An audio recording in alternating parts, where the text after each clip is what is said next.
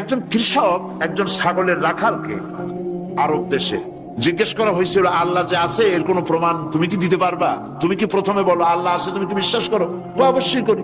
আল্লাহ আছে এর কোন প্রমাণ আছে তোমার কাছে? কোনো প্রমাণ নাই, তবে আমি বুঝি আল্লাহ আছে। বলে কেমনে?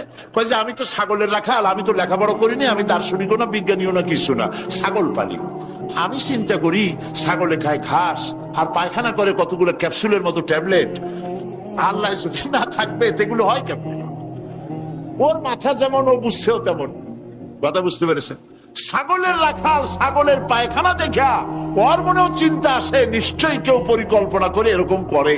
কিন্তু ইউনিভার্সিটিতে কিছু সংখ্যক শিক্ষক আছেন জনগণের 12 কোটি মুসলমানের পয়সা দিয়া বেতন খায় আর বলে আল্লাহ নাই। একজন তো এই কথা কয়ে মরেই গেছে। মরার সময় বেচারা বুঝতে পারছে যে কবরে গেলে দশাটা কি হবে, সেই জন্য কবরে যাব না। বলে দিল আমার দাফন করবে না, কাফন দিবা না, জানাজা দিবা না, এমনি নিয়া ফেলাইতো। তারপরে কি বলে মেডিকেল কলেজে দিয়ে দিও, ছেলেরা আমাকে অপারেশন করিয়া কাটাছেড়া করিয়া অপারেশন শিখবে। তার ওসিয়ত অনুযায়ী কাজ হয়েছে। এত বড় বুদ্ধিজীবী, তো তার ওসিয়ত তো শোনাই লাগে। ওর কাফনও হয় নাই, দাফনও হয় নাই, গোসলও হয় নাই, কপালে নাই, কি হবে? তারপরে থুইছে বার্ডেমের মধ্যে। কিছুদিন পর তাকে পাঠানো হয়েছে মেডিকেল কলেজে। মেডিকেল কলেজের ছাত্ররা যখন শুনলো যে ওই লোকটার লাশ আসতেছে, ওরা দাঁড়ায় বলছে আল্লাহর রাস্তে মাপ চাই, এই হুজুর এখানে আনবেন না। উনি বেঁচে থাকতে আল্লাহর অস্বীকার করছে। এখন ওনারে কাইটা যদি আমরা অপারেশন শিখি, তাহলে যে রুগীরে ধরবো যাও বাঁচবে ওইটা মরবে, কাজী এরার ফিরাও। এরপরে নিয়া কোনো জায়গায় নিল না, আবার নিয়া বার্ডেমের ডিপ ফ্রিজের মধ্যে রেখে দিছে। আমার এখন চিন্তা হয়েছে যে এই লাশটারে যদি এখন রাস্তায় ফেলায় দেয়, কুত্তাও খাবে না। কারণ আমার দেশের কুত্তা, আমার দেশের কুকুরেরা এতটা অভদ্র না যে কুকুরে এত পুরানা বাসি লাশ খাওয়ার মতো আমাদের কুকুর এত বেয়াদব হয় নাই, এতটা অসভ্য হয়ে পারে না। কাজী আল্লাহর সাথে যারা নাফরমানি করে, আল্লাহ এরকম দেখান, তবে এগুলি বুঝবে কারা? বুঝবে কারা?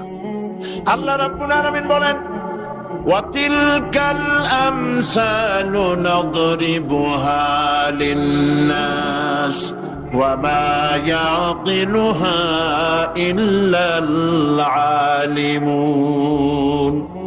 অসংখ্য দৃষ্টান্ত এই পৃথিবীর বুকে ছড়ায় রেখেছি। এসব দৃষ্টান্ত থেকে উপদেশ গ্রহণ করতে পারবে তারা যাদেরকে আমি রব্বুল আলামিন জ্ঞান দান করেছি, যাদের জ্ঞান দিয়েছি। ওরা তো জ্ঞান পায় নাই, ওরা পাইছে বুদ্ধি। ওরা কি পেয়েছে?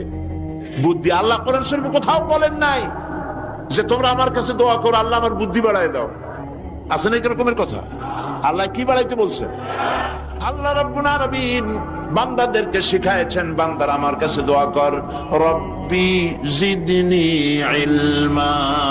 পড়েন সবাই, রব্বি জিদনি ইলমা।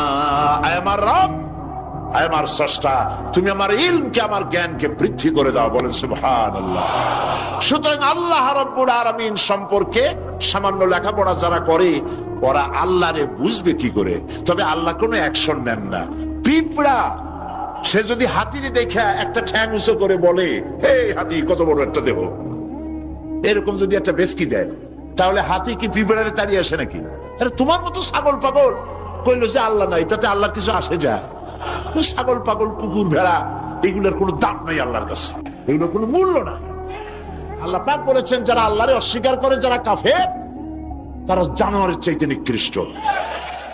তারা হচ্ছে পৃথিবীর সমস্ত সৃষ্টি জগতের মধ্যে নিকৃষ্ট হচ্ছে